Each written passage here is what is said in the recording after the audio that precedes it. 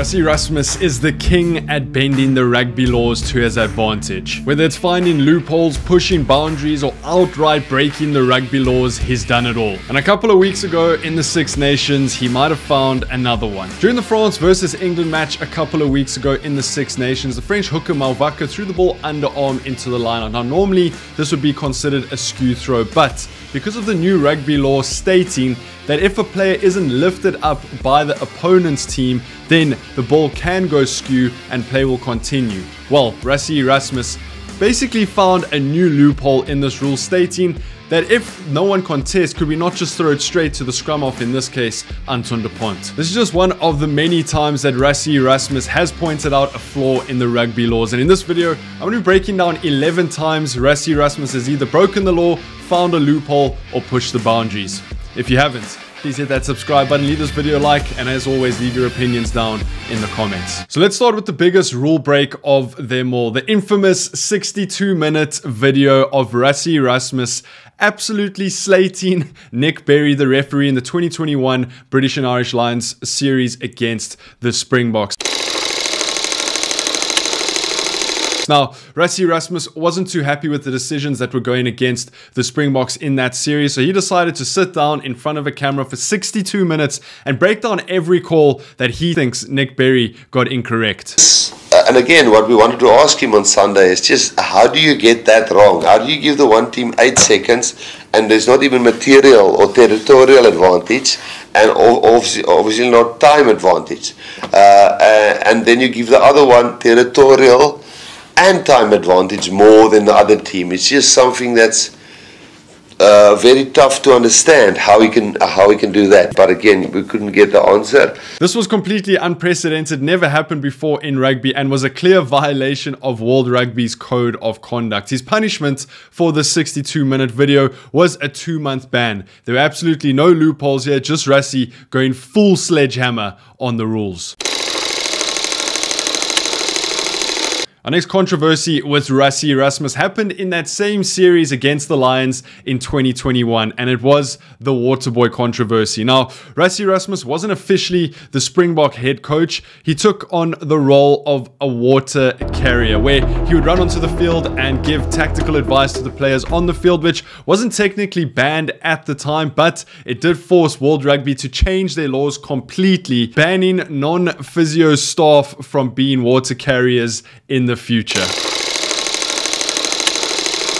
And number 3 has to be one of my favorite topics in rugby at the moment, and that was the introduction of the 7-1 bench split. Now, normally teams go for a 5-3 or 6-2 bench split, which means they either have 5 forwards or 6 forwards or 7 forwards on the bench, and then 3, 2, or 1 backline players on the bench. But Rassie Erasmus flipped that script and played a 7-1 bench split against the All Blacks in 2023, and then again in the final of the 2023 Rugby World Cup. And this has caused a little bit of a firestorm in the media. A lot of people saying that it's unfair, it should be banned, it's discrimination against backline players. We all know who we're talking about in Matt Williams at the moment. But there's proof that it works. I mean, the Springboks won that 2023 Rugby World Cup, and now you look at the Six Nations sides, and a lot of those teams are copying. I mean, France, I think, went 2 weeks in a row with a 7-1 bench split. So it will be interesting when the day comes when the Springboks and another team face off with that 7-1 bench split. It's not breaking the rules, but it definitely was a loophole, and some people are saying that World Rugby need to change the laws so that that can be outlawed. Next, we got the rolling subs loophole, which Rassie Erasmus used during the 2023 Rugby World Cup in the semi-final against England. Now, this wasn't breaking the law. This was a loophole that Rassie Erasmus very, very cleverly utilized in this game. Basically, what he was doing was rotating HIAs, blood bins, and tactical subs at crucial moments to keep the Springbok forwards fresh, break up England's momentum, and basically have rolling subs in an international game in a high-stakes semi-final at a World Cup. It technically wasn't against the law, but it certainly wasn't how the rules were intended to be used. Just another stroke of pure genius from Rassie Erasmus. In at number 5 is the lace tying stamina trick.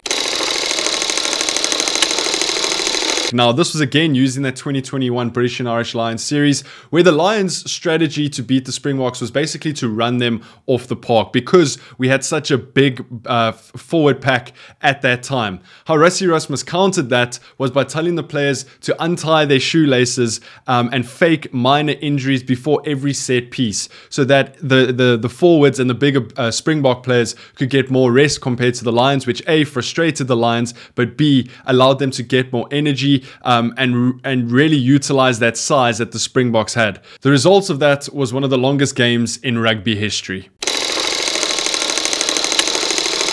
Now, in at number 6 is one of the most infamous moments in the 2023 Rugby World Cup. It happened in the quarterfinal when the Springboks faced off against France. We were playing a 6-2 bench split, and Rassie Erasmus knew that he had to tire out those French forwards so that the bomb squad could be as effective as possible in the second half. What do France do? They kick a long ball over to Damien Willemse. He catches it in the 22, and he calls for that mark and a scrum. Now, even watching it live, I was wondering what was going on, but there was a plan behind the madness. It was to tire those French forwards out so that the bomb squad could be effective, and it worked so well that World Rugby has now changed the rules so that teams cannot call a scrum off of a free kick.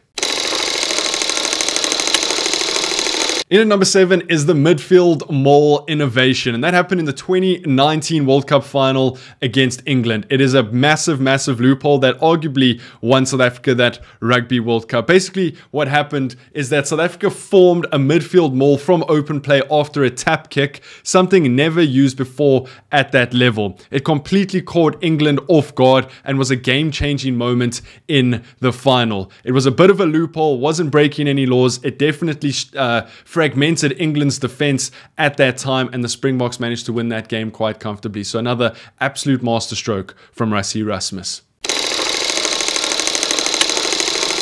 Next up, we got the traffic light system, which Rassie Erasmus used during the 2023 Rugby World Cup. Now, after I read his book, I realized that this wasn't something new. He used to do this back all the way when he was coaching the Cheetahs, I think in the early 2000s or mid 2000s, somewhere around there, where basically when the team gets a penalty, those lights indicate different things. Should we go for poles? Should we go for a scrum? Should we go for a line out? And that was what he was doing from the coaching box at the 2023 Rugby World Cup. That is because radios and written notes are restricted, but there are no rules against flashing colored lights. It's not illegal. It's very, very clever. And again, one of Rassie's loopholes.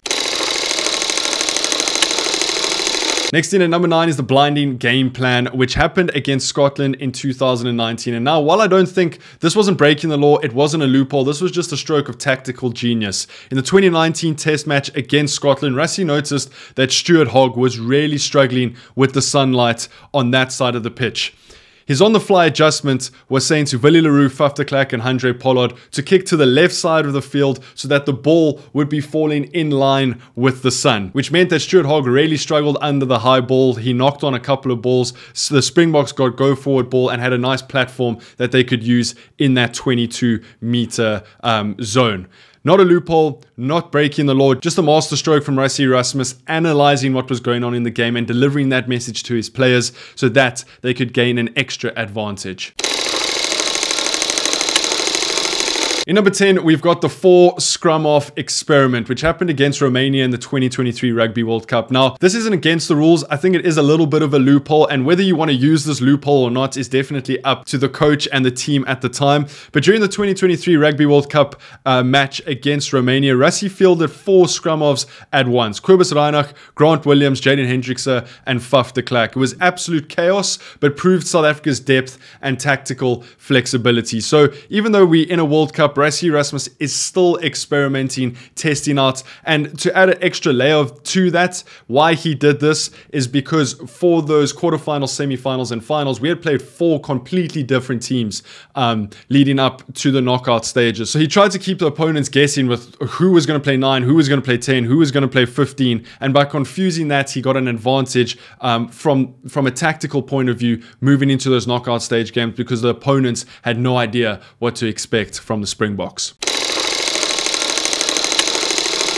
And then finally, we've got Rassie Erasmus's mind games, predicting opponents' teams. Now, this is definitely not against the laws. It's definitely a loophole and mind games, as I said. Now, Rassie Erasmus is a tactical genius. So he's trying to guess what the opponents are going to do so that he can come up with a game plan to beat that. So what he often does, in 2023, he called out England's lineup days before it was announced. Well, now we're guessing, obviously. No, we took the basic guys, against George, Sinclair, Rutoje, Chisholm. Before the 2019 Rugby World Cup final, he accurately guessed England's game plan. It's not illegal, but it certainly gets inside the opposition's head. And I think to sum up Rassie Erasmus, he's a guy of small margins. If he can get a 1 to 2% advantage over you, he's going to use it. No matter which form that comes in, Rassie Erasmus is going to try and exploit your game plan, come with clever tricks, loopholes, and that's what makes Rassie Erasmus rugby's nightmare.